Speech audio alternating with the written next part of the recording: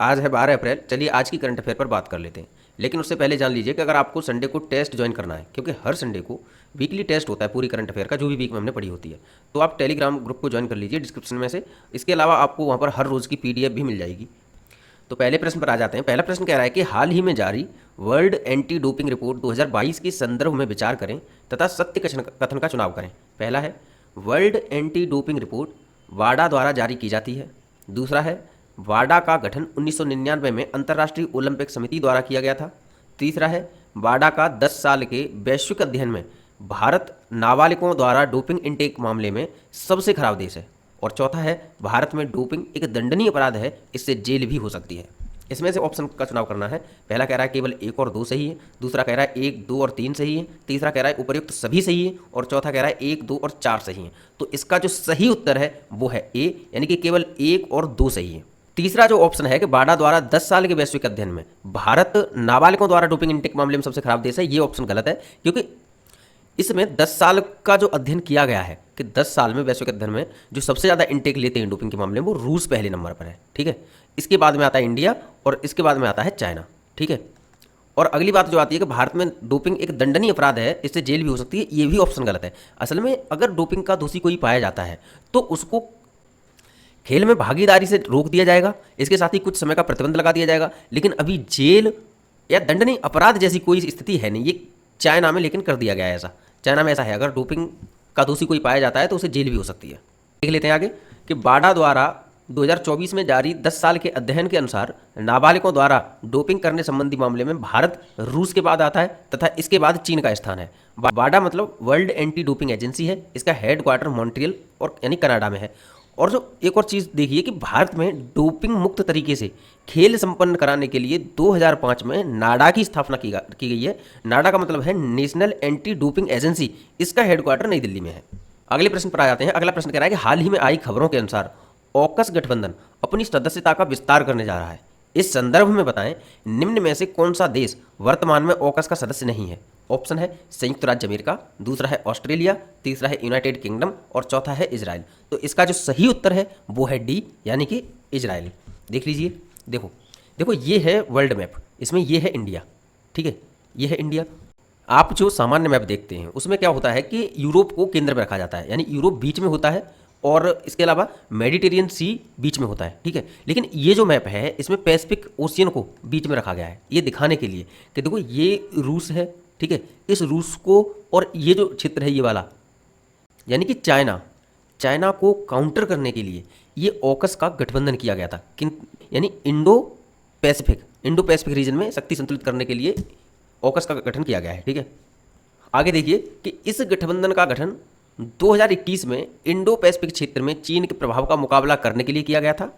इसके सदस्य देश संयुक्त राज्य अमेरिका, ऑस्ट्रेलिया तथा यूनाइटेड किंगडम है। ठीक है, इंडो पैसिफिक रीजन को अगर हम देखना चाहें तो देखो अभी जो मैंने समझाया था वही है। ये पैसिफिक रीजन है, ये इंडियन ओशियन रीजन है और ये वाला जो रीजन है ये पूरा इंडो पैसिफिक रीजन है। ठीक है, अब ये वाला जो मैप है इसको यहाँ पर ये दिखाने के लिए रखा गया है कि ये सामान्य मैप है जो हम नॉर्मली देखते हैं। तो आप कंफ्यूज मत हो जाना कि ऐसा मैप तो देखा ही नहीं है, क्योंकि ये हमने देखा मेडिटेरियन सी, यूरोप ये बीच में है और ये वाला जो क्षेत्र है ये किनारे कर दिया जाता है, ये वाला क्षेत्र। लेकिन असल में इसको पीछे से कर देखो तो ये ठीक ऐसा ही है। ठीक है, अगले प्रश्न पर आ जाते हैं। अगला प्रश्न कह रहा है कि हाल ही में WHO द्वारा जारी वर्ल्ड हेपेटाइटिस रिपोर्ट के अनुसार वायरल हेपेटाइटिस के मामले में भारत किस स्थान पर आता है। ऑप्शन है पहला, फिर है दूसरा, तीसरा है ऑप्शन के तीसरा और है चौथा। इसमें सही उत्तर का चुनाव करना है।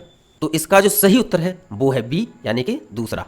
देख लीजिए, वायरल के मामले में भारत में सर्वाधिक मौतें टीबी से होती हैं। ठीक है, जबकि हेपेटाइटिस से होने वाली मौतों के मामले में भारत चीन के बाद दूसरे स्थान पर आता है। भारत में वायरल हेपेटाइटिस से होने वाली मौतें टीबी से होने वाली मौतों के बाद दूसरे स्थान पर हैं। WHO के बारे में जान लीजिए। इसकी स्थापना 7 अप्रैल 1948 को हुई थी। इसका मुख्यालय जेनेवा स्विट्जरलैंड में है और सदस्य इसके 194 हैं। तो देखो जेनेवा का ना आपने नाम कई बार सुना होगा। अब जेनेवा के बारे में हल्का सा जान लीजिए कि इसके हेडक्वार्टर इसमें ना कहाँ कहाँ के हेडक्वार्टर हैं। देखो आप नॉर्मली देखिए कि डब्ल्यू से शुरू होने वाले होते हैं जो, उनका ज़्यादातर का हेडक्वार्टर जेनेवा में ही है। बस वर्ल्ड बैंक को छोड़ दीजिए, वर्ल्ड बैंक को छोड़ दीजिए और कुछ अलग होंगे संगठन जो ऐसे गौड़ होंगे, लेकिन मुख्य संगठनों पर बात करें जैसे कि अगर WHO की बात करें तो WHO का कहाँ हेडक्वार्टर, जेनेवा। दूसरा अगर हम WEF की बात करें, WEF यानी वर्ल्ड इकोनॉमिक फोरम, इसका भी हेडक्वार्टर कहाँ है, जेनेवा। अगर हम WTO की बात करें यानी वर्ल्ड ट्रेड ऑर्गेनाइजेशन, इसका भी हेडक्वार्टर कहाँ है? जेनेवा। अगर हम वीपो की बात करें, WIPO यानी कि वर्ल्ड इंटेलेक्चुअल प्रॉपर्टी ऑर्गेनाइजेशन, इसका भी हेडक्वार्टर कहाँ है? जेनेवा। और अगर हम WMO की बात करें, WMO यानी कि वर्ल्ड मेट्रोलॉजिकल ऑर्गेनाइजेशन, इसका भी हेडक्वार्टर कहाँ है? जेनेवा। लेकिन W से ही शुरू होने वाली वर्ल्ड बैंक का हेडक्वार्टर जेनेवा नहीं है, ये याद रखना, ठीक है। इसका हेडक्वार्टर कहाँ है? Washington DC। अगला प्रश्न कह रहा है कि हाल ही में उत्तर प्रदेश का पहला ग्लास स्काई वॉक ब्रिज निम्नलिखित में से किस प्रदेश नहीं होगा, किस जिले में निर्मित किया गया है? ऑप्शन है गाजीपुर, दूसरा है चित्रकूट, तीसरा है उन्नाव और चौथा है महोबा। तो इसका जो सही उत्तर है वो है बी, यानी कि चित्रकूट। मैप में देखिए चित्रकूट कहाँ है, ये देखिए, ये है बांदा, ये है महोबा और ये है प्रयागराज। इन दोनों के बीच में ये देखिए, ये क्या है? ये चित्रकूट। ऐसा जिला है जो 11 जिले मध्य प्रदेश से सीमा साझा करते हैं, उन्हीं में से एक जिला है चित्रकूट, ठीक है। एक्सप्लेनेशन देख लेते हैं। उत्तर प्रदेश के चित्रकूट जिले के तुलसी जलप्रपात में प्रदेश का पहला ग्लास स्काई वॉक ब्रिज बनाया गया है। इस ब्रिज का निर्माण वन और पर्यटक विभाग ने करवाया है। इस ब्रिज को भगवान राम के धनुष और बाण के आकार का बनाया गया है, ठीक है। अब देखिए, ये है वो ब्रिज, स्काई वॉक ब्रिज। ये देखिए, बाण के धनुष और बाण के आकार का है, ठीक है। इस पर चलें तो कुछ इस तरीके से होगा। इस ब्रिज की भार क्षमता प्रति वर्ग मीटर में 500 किलोग्राम है, ठीक है। और तुलसी जलप्रपात उत्तर प्रदेश के चित्रकूट जिले में है। इस प्रपात का नाम, ये प्रपात से कंफ्यूज मत हो जाना, वाटरफॉल होता है इसका मतलब, ठीक है। हम बहुत ही जल्दी बाइलिंगुअल लेके आएंगे, तो इंग्लिश मीडियम वाले बहुत ज़्यादा परेशान मत होना। प्रपात का मतलब है वाटरफॉल। इस प्रपात का नाम पहले सबरी था, 2023 में इसका नाम बदलकर तुलसी जलप्रपात कर दिया है। अच्छा, इसका तुलसी जलप्रपात क्यों किया है? क्योंकि उत्तर प्रदेश के इसी चित्रकूट जिले के राजापुर गाँव में, किसमें? राजापुर गाँव में तुलसीदास का जन्म हुआ था, ये याद रखना, ठीक है। इसको पूछा जा चुका है एग्जाम में। आगे बढ़ते हैं। अगला प्रश्न कह रहा है कि चर्चा का विषय बना रहा टैली घाटी वन्यजीव अभ्यारण्य, टैली भी बोलते हैं इसको, टैली भी बोलते हैं, निम्नलिखित में से किस राज्य से संबंधित है? ऑप्शन है मिजोरम, दूसरा है अरुणाचल प्रदेश, तीसरा है मेघालय और चौथा है त्रिपुरा। तो इसका जो सही उत्तर है वो आप मैप देख के समझ गए होंगे, अरुणाचल प्रदेश, ठीक है। देखिए, यह वन्यजीव अभ्यारण्य अरुणाचल प्रदेश के निचले सुबनसिरी जिले में, लोअर सुबनसिरी जिला कहाँ है? ये देखिए, ये है, ठीक है। ये असम है और ये है अरुणाचल प्रदेश। तो अरुणाचल प्रदेश का लोअर सुबनसिरी जिला ये है, अपर सुबनसिरी जिला ये है। यहाँ पर है टैली घाटी वन्यजीव अभ्यारण्य, ठीक है। इस वन्यजीव अभ्यारण्य में हाल ही में तितली की एक नई प्रजाति खोजी गई है, उसका नाम क्या है? निप्टिस फिलाइरा, ठीक है। वन लाइनर जो है वो देख लीजिए कि हाल ही में कैलिफोर्निया विश्वविद्यालय के वैज्ञानिकों द्वारा प्रयोगशाला में एक मिनी ब्रेन विकसित किया गया है, ये चीज़ आपको याद रखनी है। और वर्ल्ड इकोनॉमिक फोरम की वैश्विक जोखिम रिपोर्ट 2024 के अनुसार गलत सूचना और दुष्प्रचार के जोखिम का सामना करने में भारत पूरी दुनिया में पहले स्थान पर है। देखो, आजकल बहुत ही ज़्यादा चर्चा का विषय बनी हुई है चीज़ें, एक तो डीप फेक और एक cheap fake.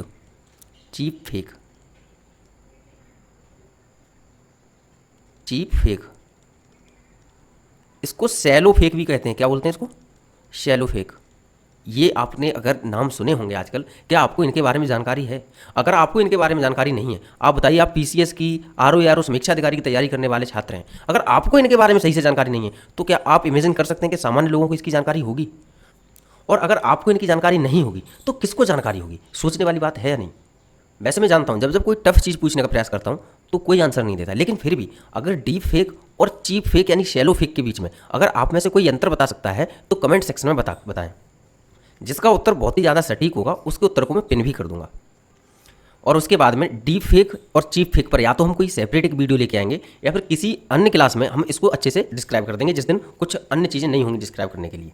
Hurun global unicorn index 2024 के अनुसार 2023 में भारत में यूनिकॉर्न कंपनियों की संख्या घटकर 67 रह गई है। यूनिकॉर्न का मतलब ये होता है कि जिसका टर्नओवर $1 बिलियन हो या इससे अधिक है, कोई स्टार्टअप है मान के चलिए, और उसका $1 बिलियन का टर्नओवर है या फिर उससे ज़्यादा है, तो उसे क्या कहेंगे? उसे यूनिकॉर्न कहेंगे। अगला प्रश्न देख लीजिए कि हाल ही में भारत सरकार ने वर्ष 2022-23 विपणन वर्ष के लिए किसानों को सहायता प्रदान करने के लिए WTO के अंतर्गत किस अनाज के लिए शांति खंड यानी कि पीस क्लॉज को लागू किया है? उत्तर ऑप्शन है चावल, दूसरा है गेहूं, तीसरा है बाजरा और चौथा है जौ। तो इसका जो सही उत्तर है वो है ए, यानी कि चावल।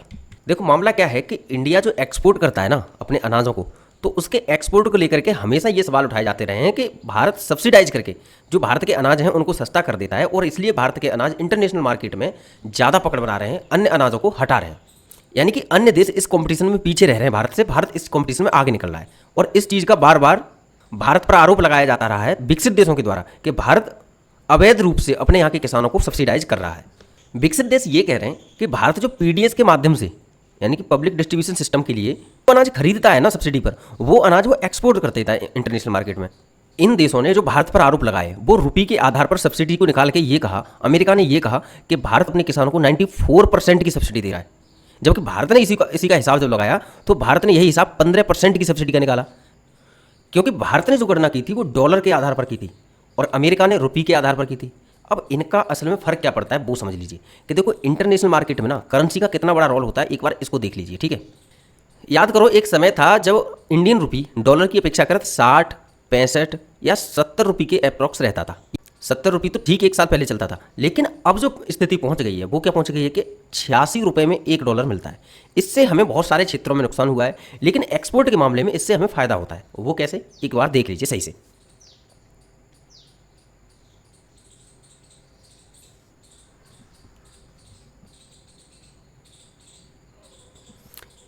मान के चलिए एक किसान है जो 400 रुपये के गेहूं लेके जा रहा है एक्सपोर्ट करने के लिए। ठीक है, अब जब वो इंटरनेशनल मार्केट को यहाँ पर मान के चलिए यह बाउंड्री देश की क्रॉस करके इंटरनेशनल मार्केट में आया और उसने यहाँ पर 400 रुपये की तो मांग करेगा नहीं, यहाँ पर वो किसकी मांग करेगा, यहाँ पर वो करेगा डॉलर की मांग। किसकी मांग, डॉलर की मांग। तो हम इसको दो स्थितियों पर देखेंगे, एक बार कि जब 50 रुपये इज इक्वल टू $1 होगा, ठीक है, और एक तब जब 80 रुपीज़ इज इक्वल टू $1 होगा। ठीक है, अब मान के चलिए 50 रुपये का $1 चल रहा है, तो जब किसान का यहाँ पर गेहूं आया जो कि 400 रुपये का है, तो 400 रुपये के लिए यहाँ से इनको कितने डॉलर लेने पड़ेंगे, यहाँ से लेने पड़ेंगे $8। ठीक है, $8 लेके जब ये यहाँ आएंगे, जैसे ही इंटरनेशनल बाउंड्री क्रॉस करेंगे तो अपने देश में इनको $8 के बदले कितने रुपए मिल जाएंगे, 400 रुपये, और ये 400 रुपये लेकर के आ जाएंगे। ठीक है, यानी कि इनका 400 रुपये का गेहूं बिच गया। दूसरी स्थिति में कि ये फिर से आए मार्केट में, इस बार 80 रुपये का $1 है, इन्होंने कहा कि भाई पैसे दो, तो अब इनकी तरफ से कितने डॉलर आएंगे, $5 ही आएंगे ना। अब ये $5 लेकर के वापस आए, और वापस जब ये आए इंटरनेशनल मार्केट की जैसे बाउंड्री को क्रॉस करके अपने देश में घुस रहे हैं, तो यहाँ से अब इनको आरबीआई के द्वारा कितने रुपए मिल जाएंगे, $5 के बदले 400 रुपये। समझ में आया, यानी कि दोनों ही स्थितियों में किसान को तो 400 रुपये मिल गए, लेकिन दोनों ही स्थितियों में यहाँ बाहर देखिए, ऐसी स्थिति में इनको $8 देने पड़े थे और यहाँ पर इन्हें केवल $5 देने पड़े थे। तो मान के चलिए अगर हमारी करेंसी कमजोर है यानी कि 80 रुपये की है, तो क्या इनका फायदा होगा, बिल्कुल फायदा होगा भाई, इन्हें कम पैसे देने पड़ेंगे। अगर इन्हें कम पैसे देने पड़ेंगे तो क्या हमारे एक्सपोर्ट सस्ते नहीं हो जाएंगे, बिल्कुल हो जाएंगे।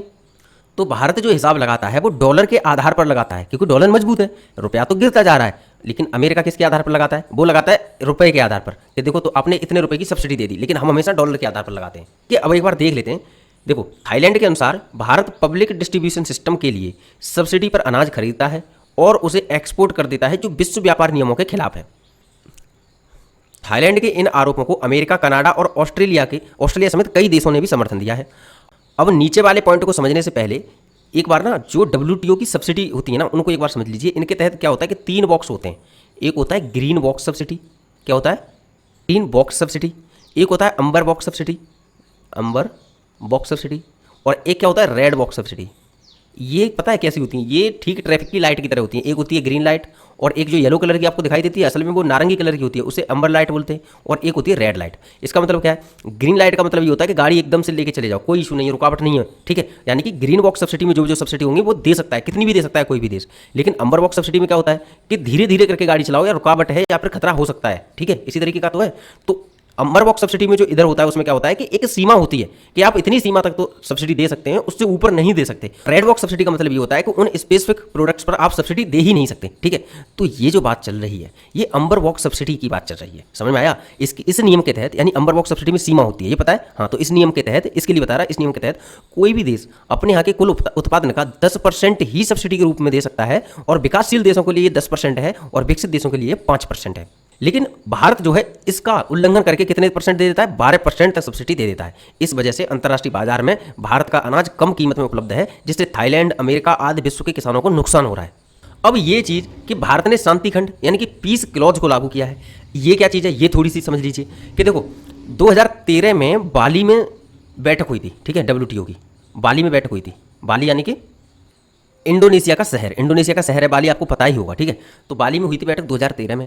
तब ये निर्णय लिया गया कि मान के चलो गरीबी, भुखमरी जैसी समस्याएं अगर हैं तो क्या वो देश भी WTO के नियमों के अनुसार महंगी ही चीज़ें देंगे, यानी कि अनाज महंगा ही रखेंगे। अपने देश के नागरिकों के लिए क्या अनाज सस्ता नहीं कर सकते? क्या अपने देश के किसानों को सहायता पहुंचाने के लिए क्या उनको सब्सिडी नहीं दे सकते? इसके लिए एक छूट दी गई थी कि इसको इसको कहा जाएगा पीस क्लॉज। क्या कहा जाएगा? Peace clause. कि अगर ऐसी स्थिति होती है या फिर मान के चलिए कभी सूखा पड़ जाता है किसी देश में, या बाढ़ आ जाती है, या कोई ऐसी समस्या हो जाती है जिससे अनाज नष्ट हो जाता है, तो भारत ऐसा कर सकता है कि किसानों को या वहाँ के गरीब लोगों को सब्सिडी दे सकता है। ठीक है, उसके लिए अंतर्राष्ट्रीय संस्थान उस पर प्रतिबंध नहीं लगाएंगे या फिर कोई सवाल नहीं उठाया जाएगा। अभी देखिए, पहला प्रश्न ये है कि ब्रह्मांड आखिर किस चीज़ का बना है? सोचने वाली बात है नहीं? अच्छा, आप सोच कर देखिए, अभी तुरंत के तुरंत सोचिए और बताइए कि ब्रह्मांड किस चीज़ का बना है।